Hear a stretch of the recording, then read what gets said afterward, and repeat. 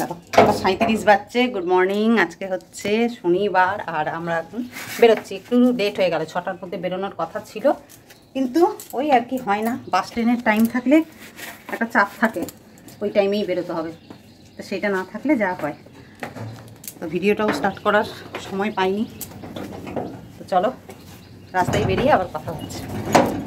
তো এখন বাজছে 7:16 আর আমরা এই যে পেট্রোল পাম্পে তেল ভরাবো, ভরিয়ে সঞ্জয় তেল ভরাচ্ছে। তো এখান থেকে ফাইনালি আমাদের জার্নিটা স্টার্ট হচ্ছে। এত রোদ আর হাওয়া তেমনি ঠান্ডা, রোদও আছে কিন্তু প্রচণ্ড ঠান্ডা হাওয়াও লাগছে। একটু ওড়নাটা দিয়ে কান মাথা সব ঢাকা দেবো, চেপে নেবো, ধুলোটাও চুলের মধ্যে লাগবে না।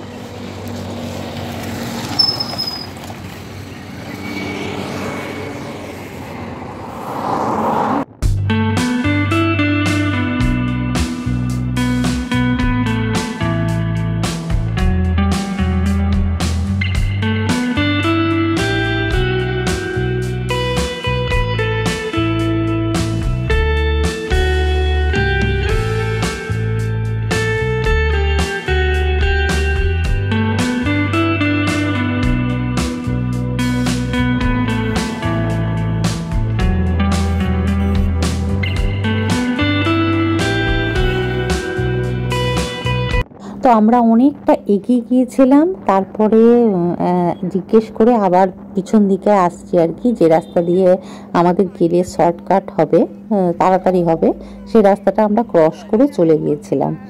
তো যাই হোক, আবার রিটার্ন করছি। আর এখানে আমি কথা বলেছিলাম, কিন্তু এত মানে গাড়ি চলতে চলতে এত হাওয়াতে মানে বিকট একটা আওয়াজ হয় না, যে কথাগুলো ঠিকঠাক শোনা যাচ্ছে না, সেই জন্য পাঞ্জাবি আমাদেরকে বলেছিলাম।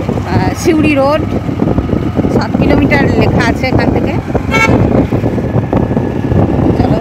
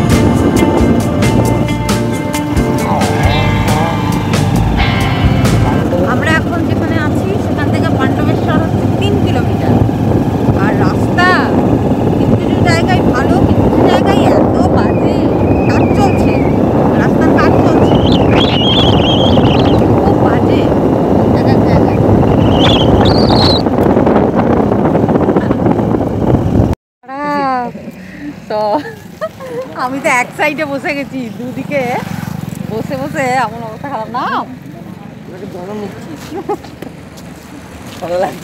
আসলে এই জায়গাটা এখানে উঁচু নিচুর জন্য তোর আরো অসুবিধা হয়।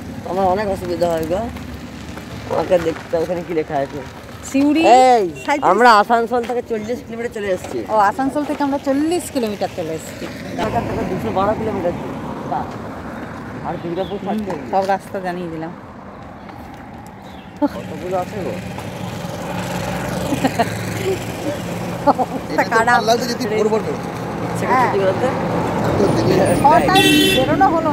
এই রাস্তাটাই ভালো লাগবে, তুমি একটু কাছাকাছি চলে যাবে। এই ইসিএল বেল্ট না, কালো কালো জিনিস হচ্ছে না,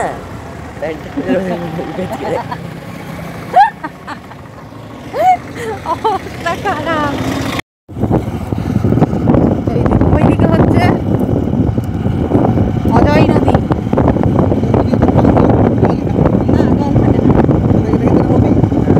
দেখো কি অবস্থা, হ্যাঁ কি করে বুঝবে লোকে যে নদী।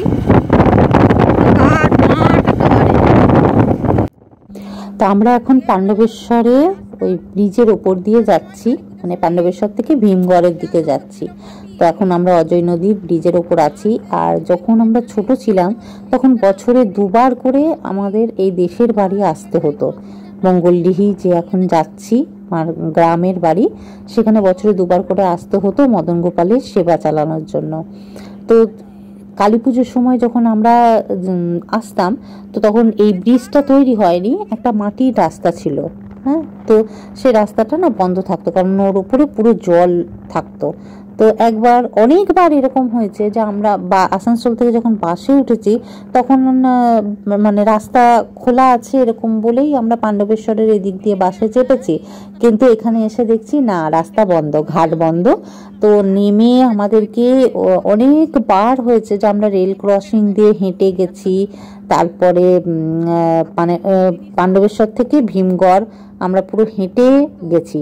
অনেকবার হয়েছে যে বাস খারাপ হয়ে গেছে, তারপর আমরা পাঁচড়া পর্যন্ত হেঁটে অনেক কষ্ট করে আমরা এই মদঙ্গপালের সেবা চালাতে যেতাম ছোটবেলায়। কিন্তু একটা উৎসাহ ছিল, সবাই মিলে থাকতাম, লাগেজ নিয়ে মানে টানতে টানতে, মানে লাগেজ পর্যন্ত আমাদের টানতে হয়েছে, হেঁটে হেঁটে আমরা এই রাস্তা ক্রস করেছি।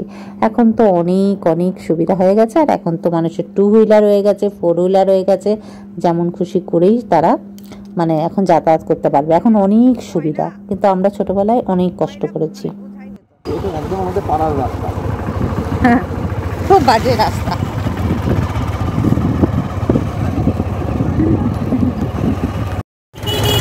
রেল ক্রসিং, কি ভিড়! তাই হঠাৎ করে ভাবছি এত ভিড় কেন।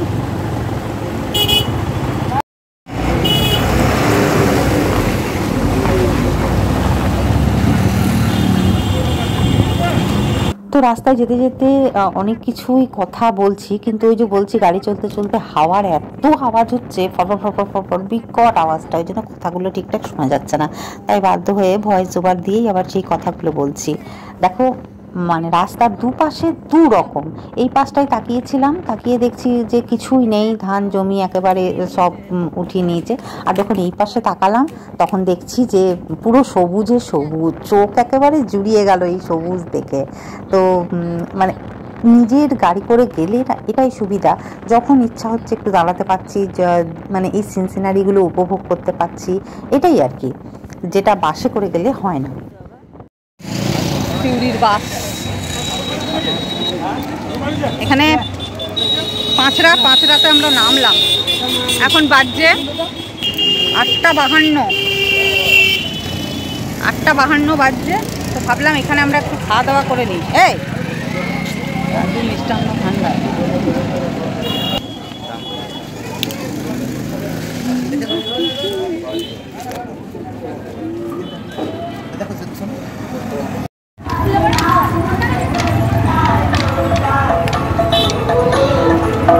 আজকে হচ্ছে দোল উৎসব, মানে গোস্বামী মতে যাদের, তাদের আজকে দোল উৎসব।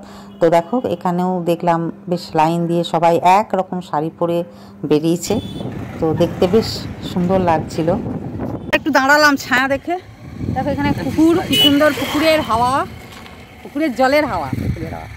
আর ওই দোকান, আমাদের তো দোকান পছন্দ হলো না, দিয়ে ওই দোকানে খেলাম না, দিয়ে ব্যাস আর খাওয়া হলো না।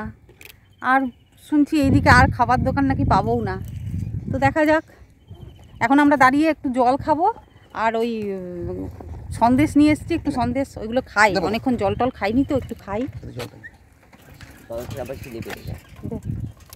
কালকে যে নেমন্তন্ন গিয়েছিলাম খেতে, সেখান থেকে একটা বোতল জল আর সিল খোলা হয়নি। দেখ একটু সুন্দর দিয়েছে এই যে এই সন্দেশগুলো নিয়ে এসেছি, বাড়িতে ছিল, নষ্ট হবে তো, ফ্রিজ বন্ধ, তাই নিয়ে চলে এলাম। ভালোই হলো, কাজে লাগিয়ে দিই।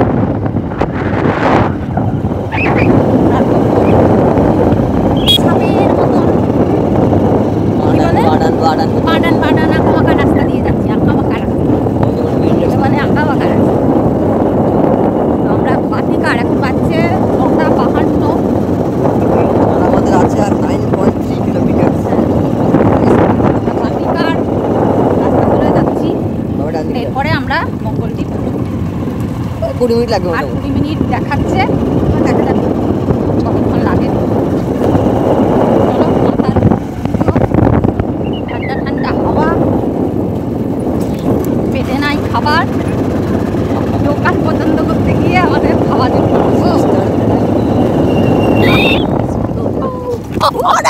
আবারে রাস্তা খারাপ। আমরা 3 স্টার ফ্লাইটে উঠতে গিয়ে এখনই আমার দূর দূর শুধু খেজুর গাছ।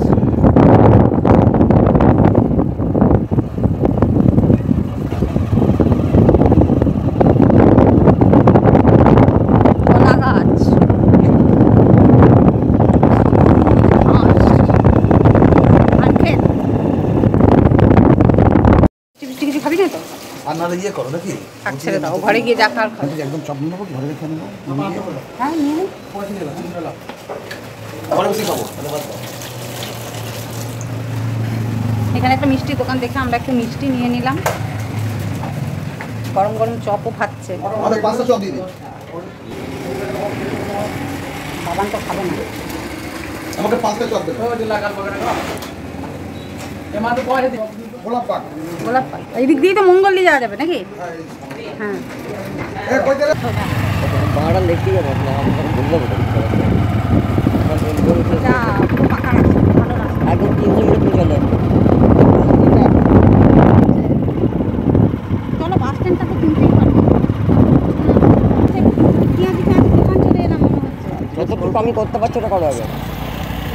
মঙ্গলটি গ্রামটা এটা কি পেরিয়ে এলাম? মঙ্গলটি গ্রাম না না, ওইদিকে নেমে যেতে হবে। ছোট বাড়ি সিমেন্টের রাস্তা যেটা এই তুমি আমার আমরা পোলটা ওই আনন্দমার্গী স্কুলটার। না না না এই তো পোলটা দেখা যায়। এই পোল সেকেন্ড পোল। আচ্ছা, আচ্ছা ঢালাই নেমে যা সোজা। নিজেদের বাড়ি রাস্তা চিনতে পারছি না বলা ভুল, আমি চিনতে পেরেছি যে আমরা পেরিয়ে চলে আসছি। ও তার মানে আমরা তো উল্টা সাইড দিয়ে এলাম, পাড়ুই তো এইদিকে, আমরা তো এই দিক দিয়ে আসতাম, ওই জন্য। হ্যাঁ হ্যাঁ হ্যাঁ, এই দিক দিয়ে নেমে যাবো।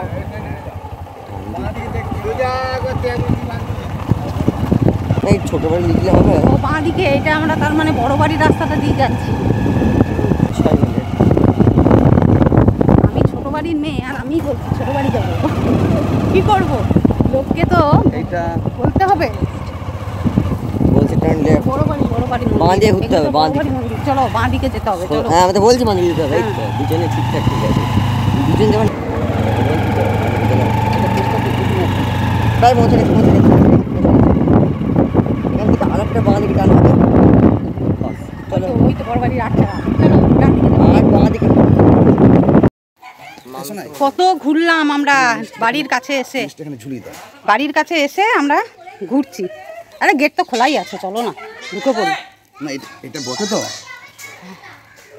হ্যাঁ হ্যাঁ, এটাই বটে। এই তো সেজুইঠিমার রান্নাঘর। ওখানে করে দাঁড়িয়ে আছে যেন সেই নিজেদের বাড়ির সামনে আমরা ঘুরছি কতবার, চিনতে পারছি না। না না আছে না, স্বাভাবিক সম্ভব। এটাই এটা কি জানো, আমার এটাই মনে হচ্ছে, কিন্তু হ্যাঁ একদম এই তো উনান জ্বলছে, বাইরে চটি। তো দেখো, আমরা ঘরের মধ্যে এসে বসেছি। এই হচ্ছে আমার বাবার বাড়ি। এখন সব ভাই দেখাশোনা করে, আর বাবা তো আর আসতে পারে না। যাই হোক, আজকে মনে হয় 14 বছর পর এলাম। অনেক অনেক মানে মনের ইয়ে নিয়ে, ইচ্ছা নিয়ে তবে এখানে আসতে পারলাম। মতন গোপাল টেনেছে তাই আসতে পারলাম। কিন্তু এই নিজের বাড়ির আটচারা, আর আমি বলছি বড় বাড়ির রাস্তা, বড় বাড়ির আটচারা সব মানে চিনতে পারছি না তো, সব ফাঁকা ফাঁকা ছিল আগে, আর এখন কেমন হয়ে গেছে।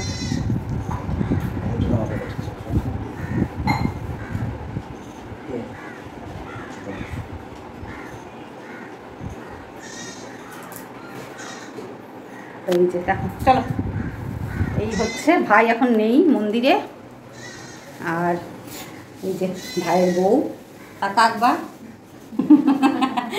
ভালোই লাগছে দেখতে, খারাপ লাগছে না। যাই হোক, চলো, এখন তাকাবে না তো। চলো, এবারে এই ভিডিওটা এখানেই শেষ করছি। পরে আবার স্নান টান করি, ফ্রেশ হই, তারপরে আবার আরেকটা ভিডিও স্টার্ট করবো। আর ফোনটা ততক্ষণে আমি একটু চার্জে দিই।